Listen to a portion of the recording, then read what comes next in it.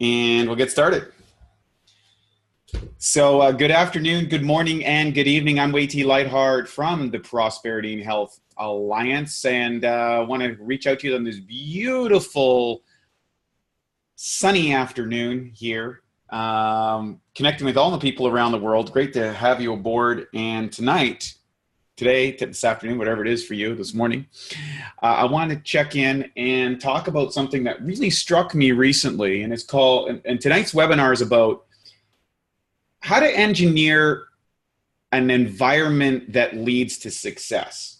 And I'm going to give you a few examples of why this is so important, because I've seen it in my own life, and it seems obvious, but it isn't. And I want to encourage everybody here that's listening to look at the environments that they're in and ask themselves, is this a success environment, or how could I raise the bar, or how I could raise the standard, and why that's important. Okay, so let me get into this for a moment, because I have a belief that, and this was taught to me by one of my spiritual teachers, and he said, environment is stronger than will.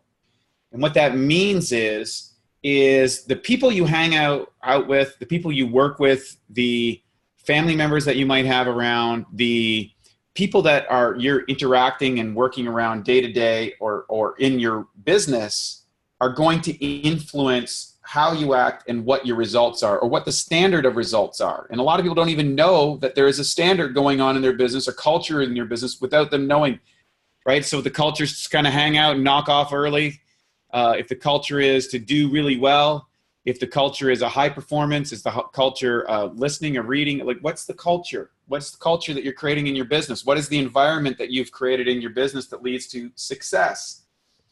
So let me share why that is so important to you. So this week, Chris and I, we were at a meditation conference, and it's a conference that happens down in Los Angeles. It's like literally, it's like 4,000 people from around the world gather, and it's held by an organization that has a meditation practice, and there is all these monks that are part of the organization that are teaching classes on meditation and spiritual development. And these are some amazing people. I mean, these people, when you're around them, you can feel their positive energy and their vibration. It's really amazing. And we went all week long, and we're getting these really long meditations, and we're spending hours each day, doing our studies on self-development, spirituality, things like that. And it was so easy being in that environment. Like, everybody is on that program. Everybody in this room from all over the world. People come from all over the world to this place. And it was so smooth and easy at the event. We're literally busting out, hour meditations like it's nothing. There's this environment that's really successful. There's counselors, experts. Some of these people have been meditating for 40, 50, 60 years. They're giving talks. They're giving specific instructions. They're sharing with us techniques. My own techniques improved. I can see the results already. And I went, wow, that's an amazing environment. Now, at the same time, in the mornings, we go over here to Gold's Gym to work out. So we're going over to Gold's Gym. Now, Gold's Gym, it's not just a Gold Gym in your town. This is Gold's Gym, the original Gold's Gym, opened in 1965 by Joe Gold, who I met at one time. But you go into this place, and number one, it is the best bodybuilding gym in the world. They call it the Mecca for a reason. Virtually all the top bodybuilders in the world come to the gym. Matter of fact, almost every magazine shot that you've seen with muscle people taking pictures in a gym environment, that's there. This place looks like a superhero factory. I mean, it's crazy. At any given time, there's probably at least a dozen professionals. Generally, there's multiple Mr. Universes and Mr. Olympias and Miss Fitness and top end professional athletes of every different sport you can imagine. And the energy in this place is off the scale. I mean, it's crazy. Like, you walk in there and you're like, oh man, I got to get in shape, man. I got to stay on my diet. I got to be rocking on this. Like, you get really clear that this is a very strong energetic. Now, this isn't an environment that's going to help you build your business, and it's not an environment that's going to get you peace like the meditation environment. I'll give you two more examples. But you can get fit there. You are going to get fit. The standard is so high that you're just like, man, you're motivated and the energy is great and it's fun to be there. Then a third thing is with one of my other businesses, we're interviewing for office space. And so this is a very prestigious place in Santa Monica, and it's a very prestigious building, and we're doing it for a specific reason. We want to have a different type of we're doing a private placement, and this environment is, number one, it's a high security building. Offices are amazing. The view is incredible. Everybody in this place is dressed sharp, looking good, in a very formalized business setting. It's really, really awesome. It's great. The other thing is when I go to an Eric Worre conference, right? I'm going to give you actually a couple more examples. Eric Worre conference happens every year. There's one coming up this year. I think it's high impactful to not to miss it. Also, if you go to the Achieving the Dream in Magic Conference, which is happening in November 1st to the 4th, Fred Brown puts on an event. These events are really great for our business. And you get in a room, there's 1,000 people, your RAS is activated, you're seeing people who are successful, you're seeing people who love the industry, you're seeing people who know the techniques, who are sharing it, you're getting advice and information from the world's best people. These are incredible environments that conducive to success. And then the third place, the final one, or I guess it's actually the fifth here, is I had a friend who's I'm working with, and he asked me to come work with him, and I'm down here staying with him in California on my way out. And you know, when we got here, he had a bad relationship that he just ended. He couldn't live at home, and we got a house. The house was a disaster. The place was thing. We drove in here, and we literally stayed up till like 3 a.m. when we got here. Cleaned the place up. Got cleaners in a couple days later. Moved out some people that weren't kind of successful, and this guy feels so much better, and he feels so much happier, and he's performing at a high level. This is a high level performer, friend of ours. So he had to get some people out of his environment, some family members and some relationships and stuff, and we clean that all up, and it's an amazing shift. The energy in the place, you can't believe the difference. So his home environment was something that conduced more peaceful, so he could compete or do well in the world. So why am I telling you all this? Well, what I'm telling you all is what I noticed about all these things. And this all happened literally in the last 10 days. All of this. 5 different environments. And I saw both on the very high end and the very low end, and how important it is, and how important it is to change that if you want to produce the result that you want. Do you want peace and clarity in your home? You need to be able to bring order out of chaos, as Jordan Peterson would say. Check out his book, 12 Rules for Life. You want to get fit, you insert yourself into a super fit environment. If you want to get into meditating, you put yourself into a meditation environment. If you're into business, you want to get into a business environment. If you're in the direct sales industry, going to an Eric Worre or to the Achieving the Dream with our specific to our company in November, or creating a home environment that's conducive to success, where it's, you know, creating a space where you work out of and you have all your tools and your abilities and all that sort of stuff. The most successful people understand that you have a great environment. You see, you are the collective result of the 5 people you spend most time with. You share part of their beliefs, you share part of their energy, their enthusiasm, their perspective on life, their performance habits, their hygiene habits, their fitness habits. All of that comes together as a package. And you have to ask yourself, if I'm not producing the result I want, if I'm not at the highest level, if I'm not growing at the level that I think is right, maybe it has something to do with the environment. Maybe I am in a low performer environment and I need to put myself into a high performer. Now, that's not going to be comfortable. Walking into Gold's Gym, Venice Beach, California, the mecca of bodybuilding, you get really clear about how you measure up on the world-class scale of fitness.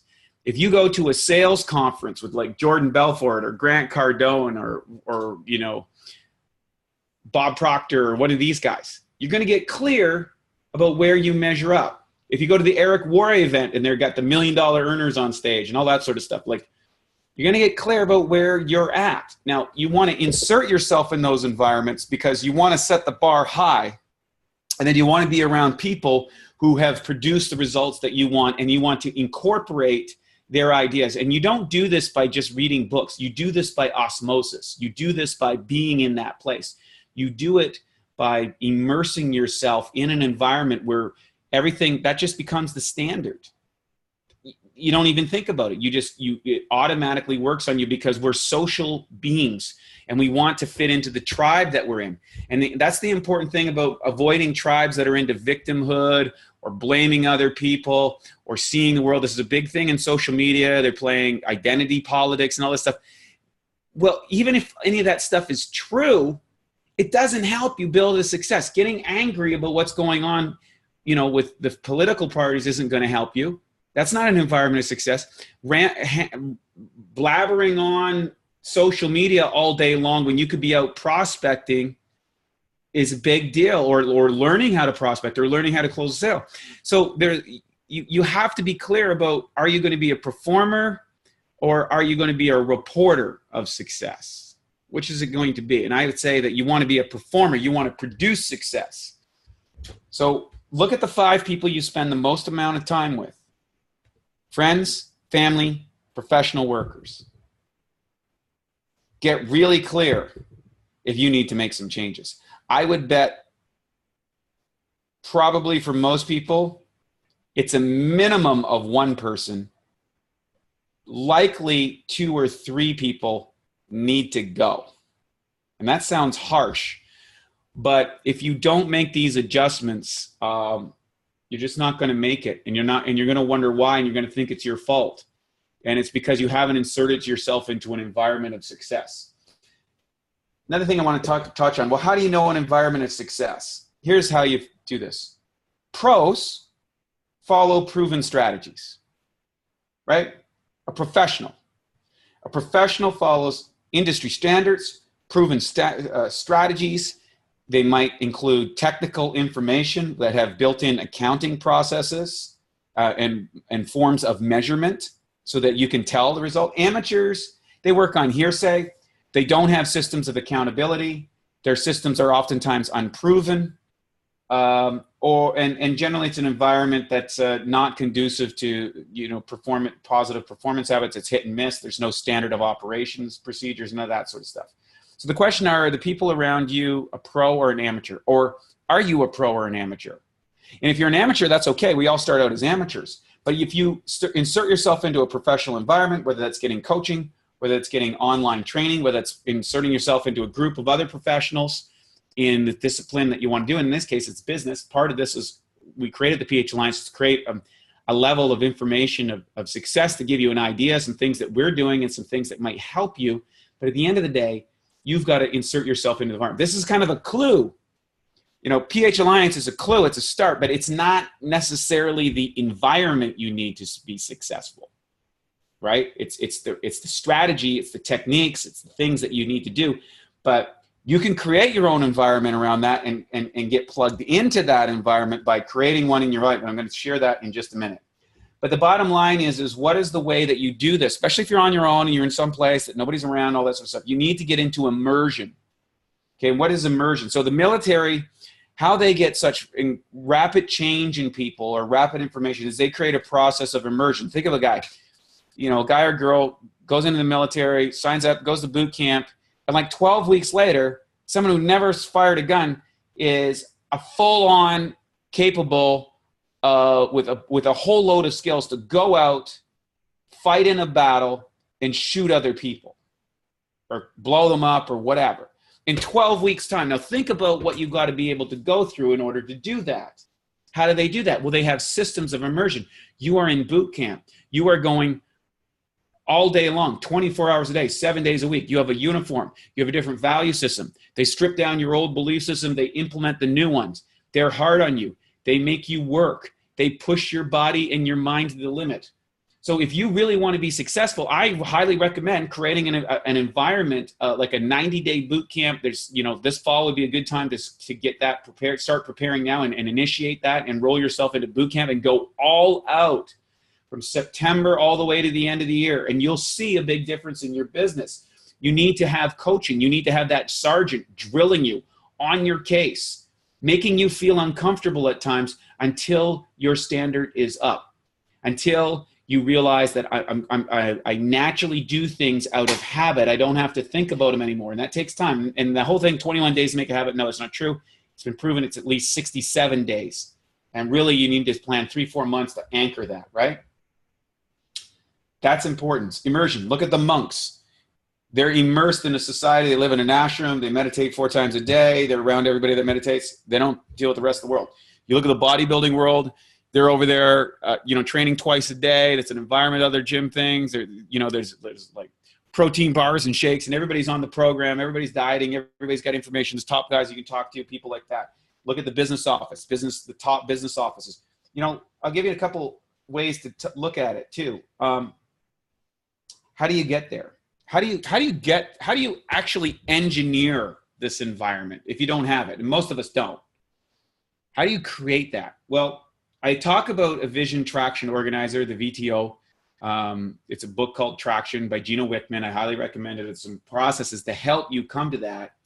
But there's really 3 areas that you got to look at. And that's, what is the vision? What is the vision for your life?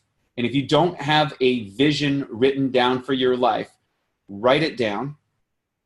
Write it down. Take the time, take a few hours, take it the whole day and write down how you want your life to be. Number 2, what is the mission? Okay, so you want to have, a $1 million house and you want to have nice cars, those are the vision, but is it a mission? How is it going to contribute to the world, to mankind, to your fellow human beings? Are you just going to go up, climb up Success Mountain all for you? Or are you going to do something that's in alignment with the values of humanity that you think is going to uplift things? Why not make it a mission that's compelling, that's exciting, that makes you feel good, right? So that's the mission part of it, why you are doing what you are doing. So it might be to your family, might be to contribute to society. There's a whole lot of different reasons that you can make a mission out of your vision. And then finally, what is your job or role in that vision and mission? And what roles and jobs do you need assistance with? What do you need help with? Who do you need to find specifically to do the other things? And I'm going to talk about 2 different people. I watched a documentary recently. I highly recommend doing this. Watch documentaries on successful people or read books on successful people. And there was a great documentary on Steven Spielberg. Now, of course, he's probably the greatest director of all time, or certainly the most popular, the most successful. Now, Steven has a group around him. He's almost got the same people that's been doing the movies with him for 20 or 30 years. And what was interesting is he's not a dominating type of person. His vision is so clear. And there was a picture where there was a scene in this where the famous actor Ben Kingsley and Liam Neeson, they were talking about Schindler's List, the movie Schindler's List. And so he was talking to Steven Spielberg Liam Neeson contacts Ben Kingsley, guys, like he goes, the level that this guy is making me go to, I feel like a puppet. And Ben Kingsley said, no, every orchestra player will direct, every orchestra director will direct the pieces. And there will come a piece where you will get your solo. You'll go off and do the solo, but follow the director, go into it, don't resist it. And it was referring to a specific scene of how that Steven wanted him to smoke a cigarette a certain way and look at these people across the room in a certain way and and it was lit a certain way. It was so deep, and it goes into the detail that he's explaining to him of how he wants him to be and what it is. And then afterwards they show us the scene, and the scene is extremely compelling. And they all do a great job. Everybody's doing their part. The lighting guy, the Liam is doing a great job. The director's a good job. It's an amazing picture, and that's the level of detail that he's doing. Another guy we'll talk about is Bill Belichick, the head coach for the New England Patriots. So you got to see Robert Kraft. It would say he's the master visionary. He's the guy that's put the team together. He's got the people in place. He's got the stadium. He's got all the money that's in it, and he's kind of the vision.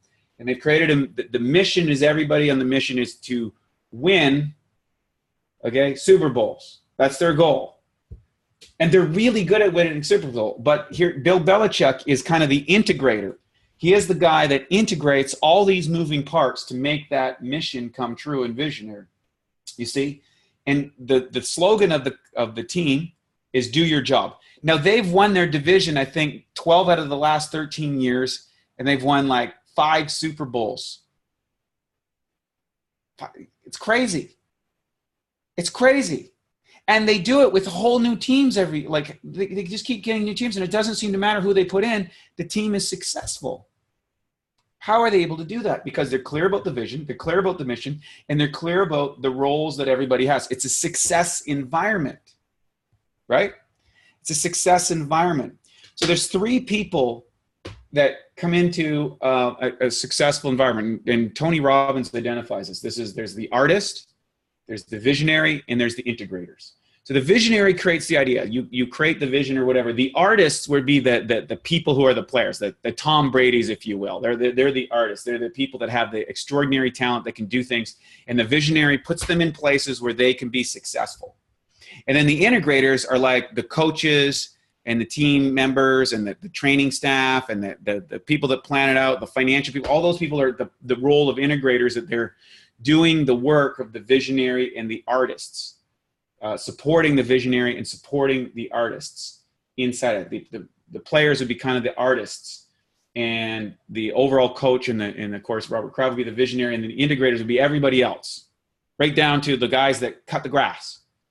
All are essential. All people are doing a role to make this vision come to true, and that's the same with your business. Your business is the same way. You got to figure out what your role is. Are you a visionary? If you're not, you can get part of the Enagic vision, right? Do you know the mission? We can have your own mission, relative family, or you can get part of the mission statement to spread true health,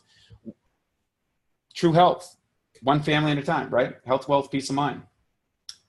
Okay? And then your role is understand, well, okay, that's the vision, that's the mission. What's my role? My role is to get more people involved in this project, whether it's doing promos, whether it's doing videos, whether it's getting better, and then continually improving your specific skills at the role that you're executing at. Okay? So some people are artists, some people are visionaries, some people are integrators, and oftentimes you'll start out as an integrator, maybe you're just feel like you're a cog in the wheel, but it's because you have a vision that you want to get that opportunity, and you're working your skill sets so that you can too become an artist, because we all have a little bit of each of these inside of us, right? So build a vision, align to that mission, like align a mission with the vision, and find your role. Those are the 3 key areas. And then finally, you need to let people find their role. And this is really key in this type of industry and this type of business. Oftentimes, we're trying to put square pegs into round holes. And the problem with that is we think that somebody is, or we want somebody to be the greatest distributor ever. We want somebody to be the greatest salesperson ever. We want somebody to be one thing, but the reality is they're not. They might have talked the game, they might have said they could do it, but the reality is they can't do it, or they're not willing to do it, or they're not willing to be coached up to that point or do the work necessary to become that world-class person. And this industry is not that tough relative to other things. If you want to command the income you can, there's, as Eric Worre says, there's 7 basic skills. You can learn all of these. Consider it a professional. Make it your job. This is my job to go out and find people. And there are techniques and there's strategies. If you're going out there haphazard and not trying to figure it, like you're trying to figure it out on your own, it's going to take you too long. You're going to get frustrated. You're not going to feel great about it. The bottom line is you got to set, what is it I want to do? What's the vision? What's the mission? What's my mission? I'm on a mission, right? Like the Blues Brothers. I'm on a mission from God. And then what's my role in that mission? And then how do I upgrade my skills that I can become an artist? Is my skills as good as they could be? Of course not. We could all be better. We could be better salespeople, better presentation people, better business people, better accountants. Like, you are running a business, so you want to scale up. Now, that might sound daunting, but you just pick one thing at a time. Look at this as a career. This is going to be something I'm going to be doing for 5, 10, 15, 20 years. It's not something get rich quick. This is not some kind of fly-by-night, do a couple things. I'm talking about really legitimately taking the time, effort, and energy to up your game to a high level. And what's the easiest way to do that? You want to insert yourself into an environment, whether that's a coaching system, whether that's coming to Achieving the Dream program, whether it's going to an Eric Worre event, whether it's going into a selling seminars where you go for days and you train under this, or presentation seminars, or I've been to like World's Greatest Speaker. I've been to high on health or health or high performance seminars, vocal coaching. I've done that. I've done presentation from the stage things. I've gone to webinar series on presentation. I've been around and spent time around some of the top people in the industry. I listen to podcasts. I watch people on TV. I watch directors, direct people. I listen to high performers. Those are part of the immersive process to allow me to do what I do. And it seems kind of naturally because everybody around me is doing that. Think about it. You grew up in a country, you're listening to this, you probably spoke English. Why? Because you're around people that speak English all the time. If you go to a Spanish culture, after a little while, guess what? You're going to speak Spanish. Why? Because you're in an environment that forces you to speak Spanish. You see what I mean? You can learn a whole new language. Think about that. You can learn a whole new language in a few weeks, a few months anyways, to get by, and then you can get proficient at that language. Well, how do you do that? You insert yourself in an environment where that language is being spoken, because if it's not being spoken in that environment, you will not get there as quickly as possible, right? So this business is learning another language. It's learning a language that invites people to your vision, that you're committed to it on a mission, and that you know your role. So build a vision, align a mission, find your role. That's the message I have for you today, and this is so critical. It just struck me like a ton of bricks, especially this week when I was in these different environments. And it's really important. And of course, with home environments, these are sometimes the tough ones. And I'm going to say this. Recently, during the Stanley Cup playoffs, I watched the final game when they won the championship. And one of the successful athletes who won, they interviewed his wife. And she said, you know, what's really amazing about this team is the people that are the people who, not only the players, but all the wives, the people who are taking care of the kids, all that sort of stuff is really, really cool. She said, it's a great environment. We're all supportive of each other. We watch the games together. We take care of each other, kids together. So that allows the players to do their thing. So they understood that there's a role here and there's a success environment that makes people good. And people talked about the owner and his commitment to success. People talked about the way the star player, Alex Ovechkin, was just doing the things that he would never done before because he was just bought in, and that just trickled down to the whole environment. So that's the key to understand and to get what it takes to really win, to be a professional, to go to the highest level. Insert yourself into an environment and be absolutely brutal. Get the support in your home environment if you can. If you can't, immediately, it's doubly important to get around the professional thing until you can start to morph your own home environment. That's really, really critical. Engineering a success environment, it's really, really important. Hope you enjoyed this. I'm Lightheart from the Prosperity and Health Alliance. I'd love to hear your feedback on this, and we look forward to hearing from you soon.